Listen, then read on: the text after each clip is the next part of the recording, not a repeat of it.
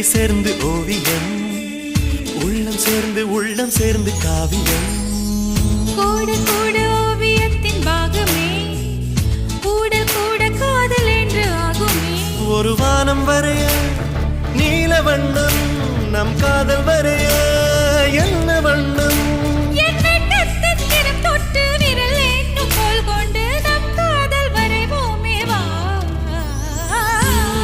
வாசம் புறப்படும் பெண்ணே நான் பூவரைந்தாய், தீ வந்து விரல் சுடும் கண்ணே நான் தீ வரைந்தாய்.